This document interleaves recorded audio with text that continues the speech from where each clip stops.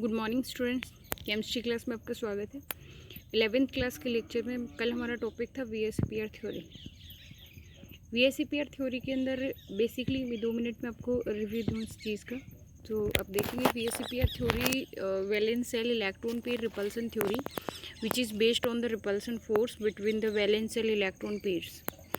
It defines the shape of molecules, or basically the shape depends on the repulsion force which is applied between the pairs of valence cell that may be bonding or non-bonding, in which we have also seen the order of repulsion.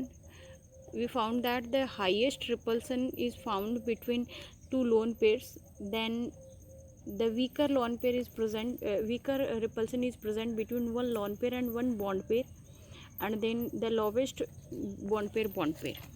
After that we have seen the various structure of molecules which have one lone pair, two lone pair and more than two lone pairs. Then we get that if the lone pair is present, then that highly repel the bond pairs and the structure becomes distorted. Base structure से molecule के structure का disturb होना VSEPR theory explain करता है. Then हमने क्या देखा है कि वीएसईपीआर थ्योरी के अंदर हमने काफ़ी सारी स्ट्रक्चर्स देखी हैं.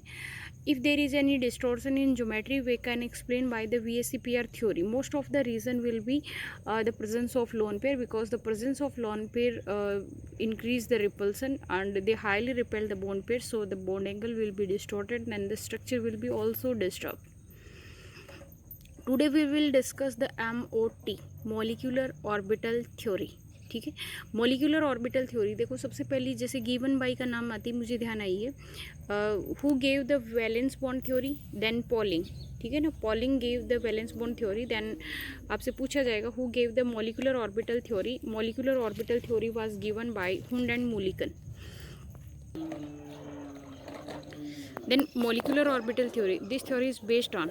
सबसे पहली बात तो given by Hund and Mulliken. First question तो यही याद रखना आपको कि molecular orbital theory was given by Mulliken and Hund and Mulliken. Then दूसरी बात आपको याद रखनी है, this theory is based on linear combination of atomic orbital LCAO. Question ये पूछा जाता है by which method the orbitals combine in MOT. MOT नहीं है, मोलिकुलर ऑर्बिटल थ्योरी है, MOT बोलते हैं इसको, मोट नहीं बोलते. ठीक है, तो सबसे पहला ये पूछा जाता है कि मोलिकुलर ऑर्बिटल थ्योरी का बेस क्या है. तो आपको लिखना linear combination of atomic orbital, that is LCAO method. Orbitals किस मेथड से कंबाइन होते हैं? LCAO मेथड से कंबाइन होते हैं मोलिकुलर ऑर्बिटल थ्योरी में. इसके पहले हमने हाइब्रिडाइजेशन देखा था, इसके पहले हमने VBT देखी थी.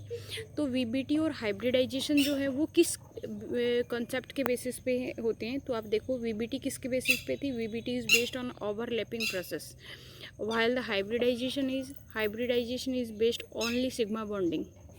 ठीक है ना, हाइब्रिडाइजेशन तो एक हाइपोथेटिकल कॉन्सेप्ट थी जो किसके ऊपर बेस्ड थी?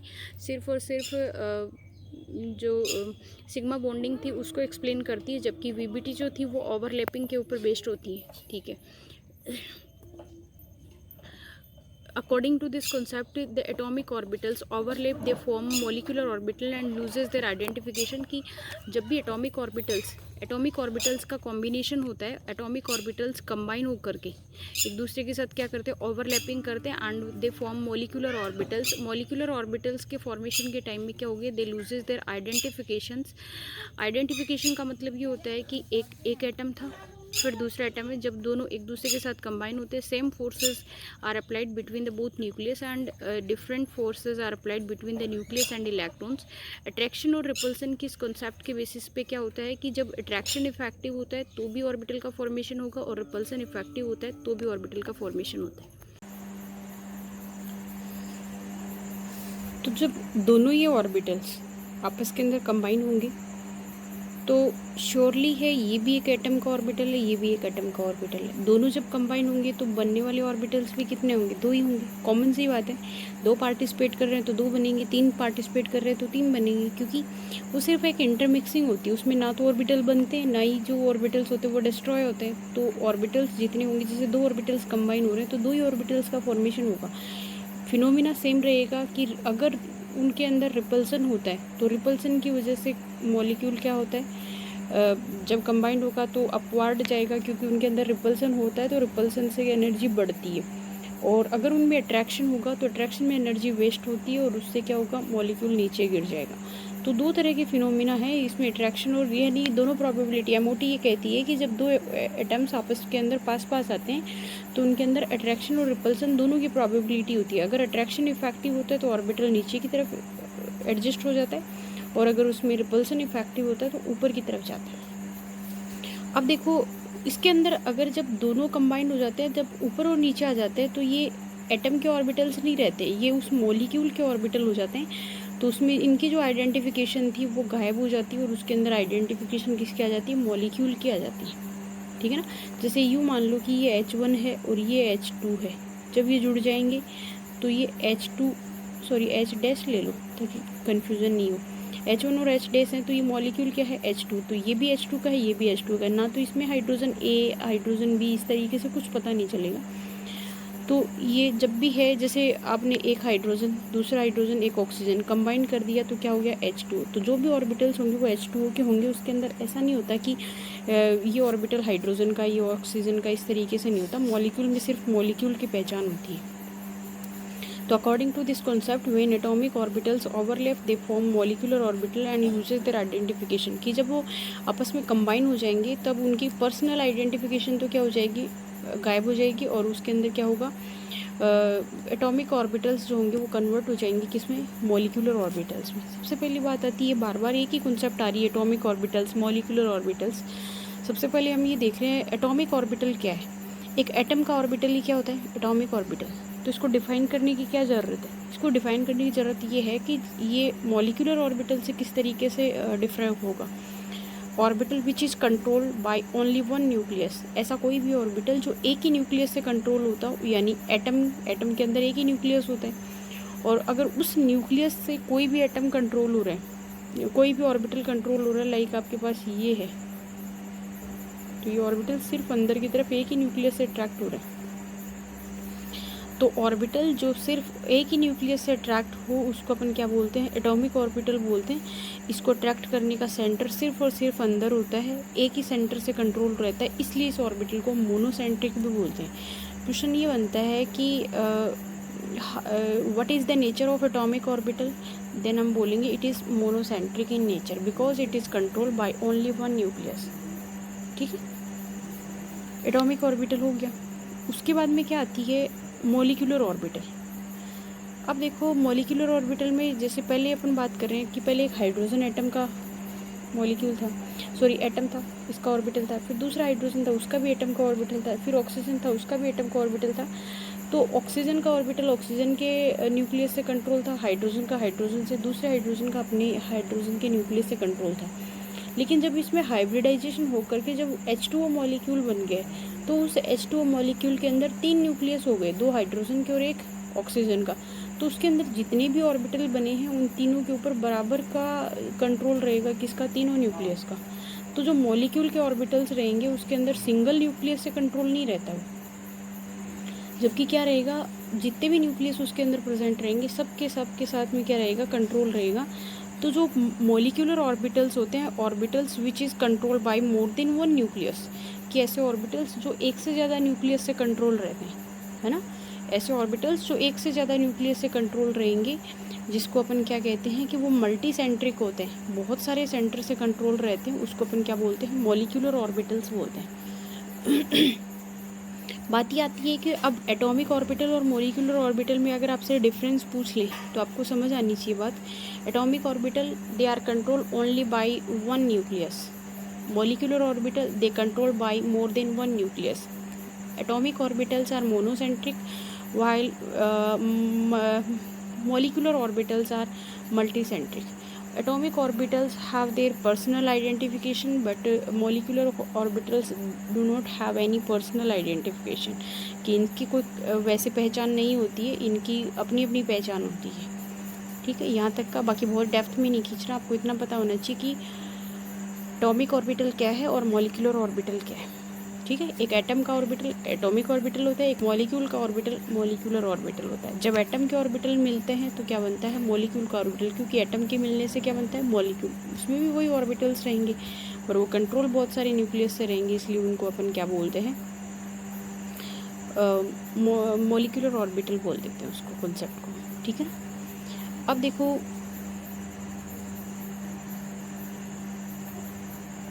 एमओटी जो है वो किसको डिफाइन करेगी, एमओटी डिफाइन इसलिए करेगी कि ऑर्बिटल्स का हमेशा लीनियर कॉम्बिनेशन होगा। लीनियर कॉम्बिनेशन में एटम्स किस तरीके से अरेंज रहेंगे कि एक मॉलिक्यूल, स्टेबल मॉलिक्यूल का फॉर्मेशन, वो कई सारी प्रॉपर्टीज़ को डिफाइन करेगा। जैसे हाइब्रिडाइजेशन में अपन क्या करते हैं, सिर्फ शेप को, बॉन्ड एंगल को, इन्हीं को डिजर्व करते हैं। VSEPR में ओनली ज्योमेट्री को ही डिफाइन कर पाते हैं। तो एमओटी थ्योरी जो है ना, वो मॉलिक्यूल है, उसकी स्टेबिलिटी है, उसका बॉन्ड ऑर्डर है, उसका बॉन्ड एंगल है ना, उसकी नेचर है, मैग्नेटिक प्रॉपर्टी है ना, सारा का सारा जो प्रॉपर्टी होगी वो कौन डिफाइन करेगा, molecular orbital theory. When two orbitals undergoing linear combination, कि जब दो एटॉमिक ऑर्बिटल्स का लीनियर कॉम्बिनेशन होता है, एक ही सेम एक्सिस पे कॉम्बिनेशन होता है, देन ड्यूरिंग द ओवरलैपिंग दे में ऐड और सब्सट्रैक्ट, कि उस कॉम्बिनेशन के टाइम में वो ऐड भी हो सकते हैं, मतलब वो सेम फेज में होंगे तो जुड़ भी सकते हैं, और सब्ट्रैक्ट का मतलब है, ऐड से मतलब तो है यहाँ पे दे कैन अट्रैक्ट, ऐड से मतलब तो होता है अट्रैक्ट होंगे तो ऐड हो जाएंगे। सब्ट्रैक्ट का मतलब है माइनस, माइनस मतलब दूर दूर जाना, दूर दूर कब जाएंगे, जब उनके बीच में रिपल्सन होगा।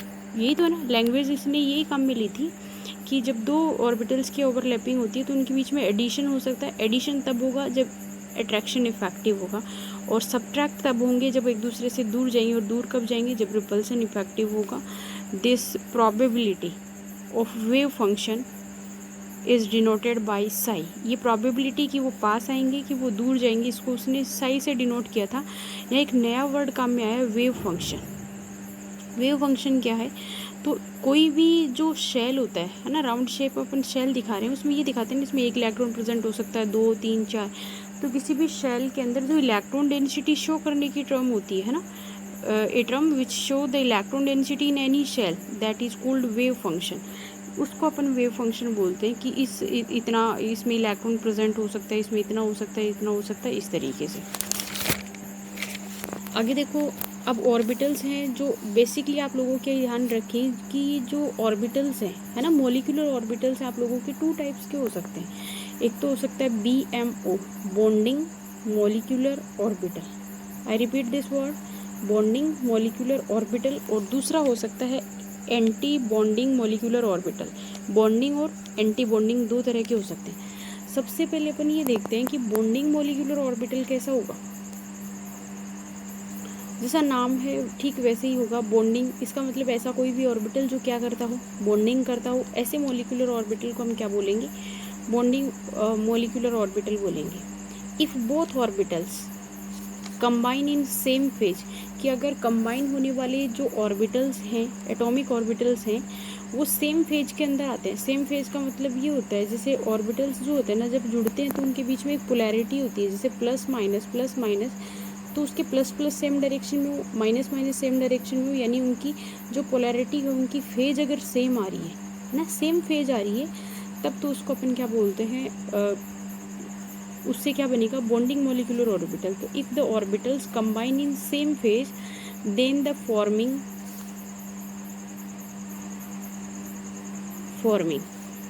Molecular orbital is made up by, तो उससे बनने वाला जो मॉलिक्यूलर ऑर्बिटल होगा वो addition of their wave function, तो उसके जुड़ने से बनेगा।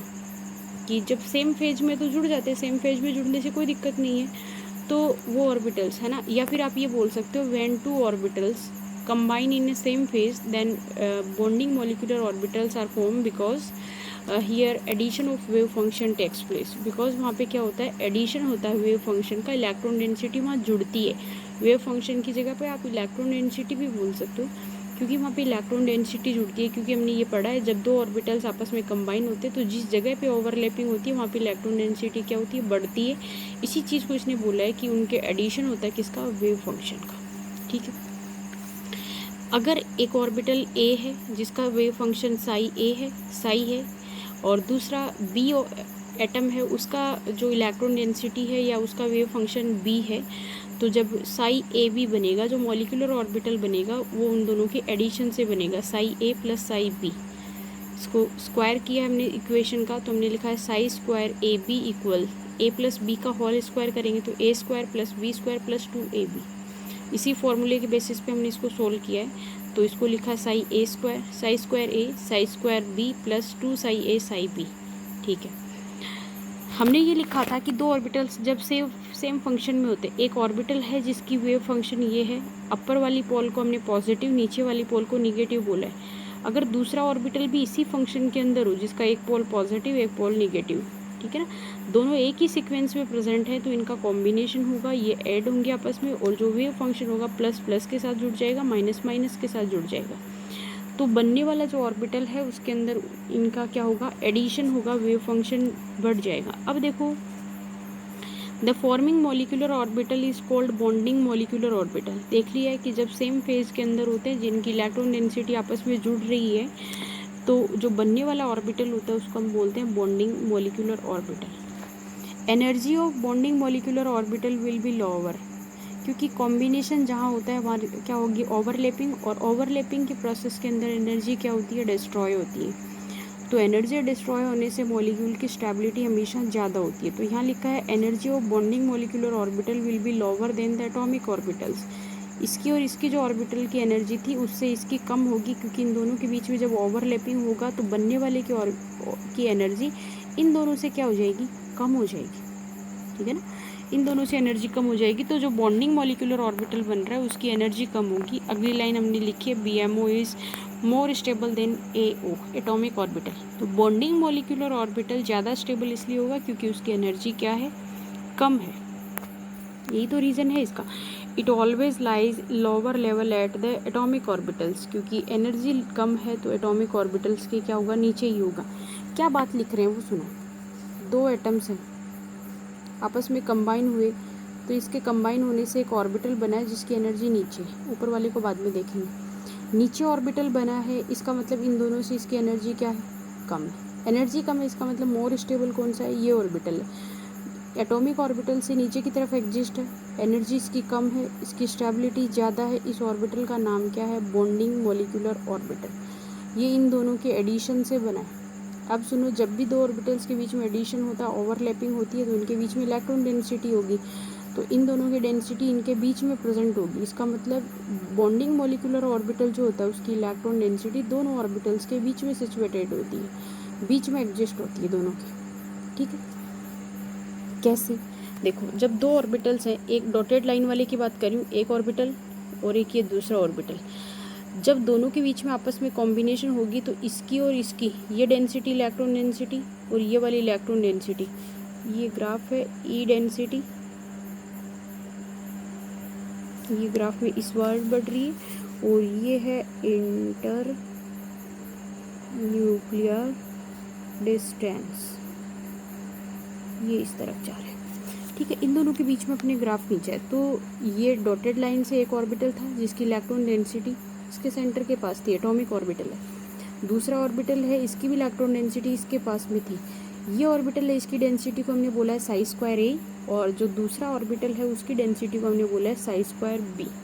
ठीक है, जब दोनों ऑर्बिटल्स का कॉम्बिनेशन करते हैं, हम लीनियर कॉम्बिनेशन करते हैं, तो ऑर्बिटल्स आपस में कंबाइन होंगे, और इन दोनों की जो इलेक्ट्रॉन डेंसिटी है वो इस बीच वाली डार्क लाइन पे हो जाएगी। इसका मतलब दोनों के बीच में एग्जिस्ट कर रहे हैं। ठीक है, तो दो ऑर्बिटल से इस तरह की शेप अगर बन के आती है तो वो किसको शो करती है, BMO बॉन्डिंग मॉलिक्यूलर ऑर्बिटल को शो करती है कि उन दोनों की जो डेंसिटी है उनके बीच में सिचुएटेड है, और उसकी वैल्यू कितनी है, साई स्क्वायर AB।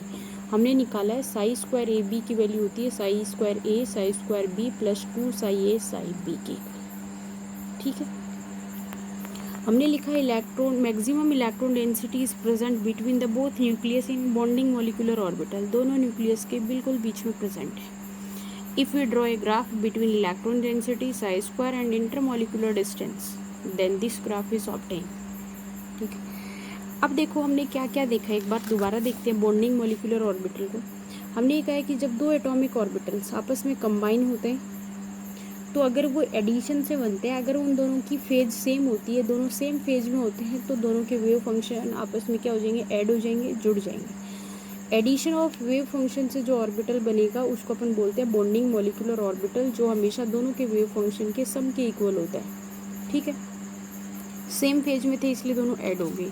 जो बनने वाला ऑर्बिटल था उसको हमने बोला है बॉन्डिंग मॉलिक्यूलर ऑर्बिटल। ये ऑर्बिटल जो होता है वो एडिशन से बनता है, इसलिए इसके अंदर ओवरलैपिंग में एनर्जी क्या हो जाएगी, कम हो जाएगी। तो उसकी एनर्जी किसकी, बॉन्डिंग मॉलिक्यूलर ऑर्बिटल की एनर्जी पार्टिसिपेट करने वाले एटॉमिक ऑर्बिटल के कंपैरिजन में क्या होती है, कम होती है एनर्जी, है ना, क्योंकि एनर्जी लॉस्ट हो जाती है इसलिए कम होगी, और एनर्जी कम होगी इसलिए वो मोर स्टेबल होगा किसमें, उस एटॉमिक ऑर्बिटल की बजाय। वो हमेशा ही उनसे लोअर सिचुएशन में रहेगा, ये देखा है हमने। और बॉन्डिंग ऑर्बिटल की जो स्टेबिलिटी होती है ना, बॉन्डिंग मॉलिक्यूल हमेशा स्टेबिलिटी को इफेक्ट करते हैं कि जितने बॉन्डिंग मॉलिक्यूलर ऑर्बिटल होंगे मॉलिक्यूल की स्टेबिलिटी उतनी ही ज़्यादा होगी, क्योंकि ये ओवरलैपिंग को शो कर रहे हैं। फिर हमने बोला है कि ग्राफ के अकॉर्डिंग इनकी जो मैक्सिमम इलेक्ट्रॉन डेंसिटी होती है वो दोनों न्यूक्लियस के बीच में प्रेजेंट होती है। जब हम इलेक्ट्रॉन डेंसिटी यानी वेव फंक्शन और इसकी इंटरन्यूक्लियर डिस्टेंस के बीच में ग्राफ खींचते हैं तो हमारे को एक ऐसा ग्राफ मिलता है जिसके बीच में इलेक्ट्रॉन डेंसिटी शो होती है। ऐसा ग्राफ किसको शो करता है, बॉन्डिंग मॉलिक्यूलर ऑर्बिटल को शो करता है। ठीक है ना, जहाँ पे उसका wave function psi square A B होता है, जो दोनों के साई स्क्वायर ए और साई स्क्वायर बी दोनों के सम के इक्वल होता है, क्योंकि इनके एडिशन से बॉन्डिंग मॉलिक्यूलर ऑर्बिटल का फॉर्मेशन होता है। तो आपको ग्राफ देख के ये आइडिया होना चाहिए कि ये मॉलिक्यूलर ऑर्बिटल कौन सा है। तो जब भी आप इलेक्ट्रॉन डेंसिटी देखेंगे तो आइडिया होगा कि ये बॉन्डिंग मॉलिक्यूलर ऑर्बिटल है। ठीक है, आज की क्लास में इतना ही। नेक्स्ट क्लास में हम देखते हैं एंटी बॉन्डिंग मॉलिक्यूलर ऑर्बिटल क्या होगा। ठीक है, thanks, have a nice day guys.